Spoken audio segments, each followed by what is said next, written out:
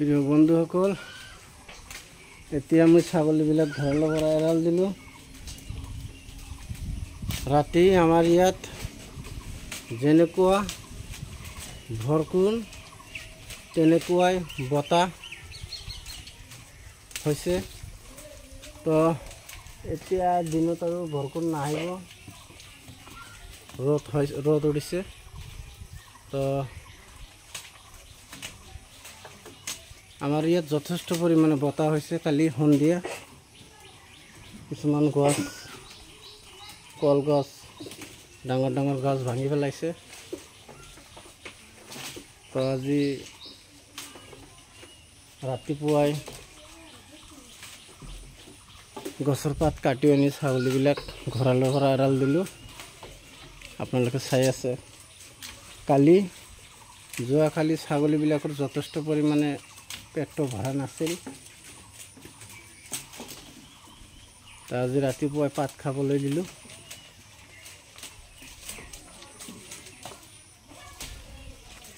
আপোনালোকে চাই আছে। তো ৰাতি ভৰখনত মোৰ এইটো আম গাছ হয়, এইটো আম গাছ। আমবিলাক একদম সৰু সৰু বগৰীৰ নিচিনা। ইমান আম পেলাইছে, নহ'লেও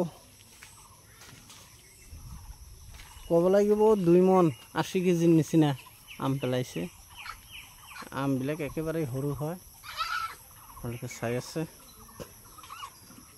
কঁঠাল গছৰ পৰা কঁঠাল পেলাই দিছে।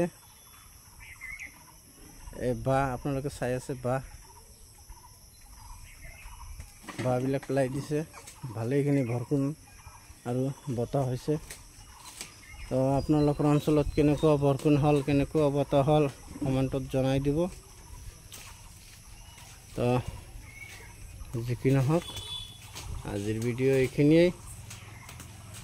আপোনালোকে ভাল থাকিব, সুস্থ থাকিব, তাৰে কামনা কৰি আজিৰ ভিডিঅ'টো শেষ কৰিলোঁ। ধন্যবাদ।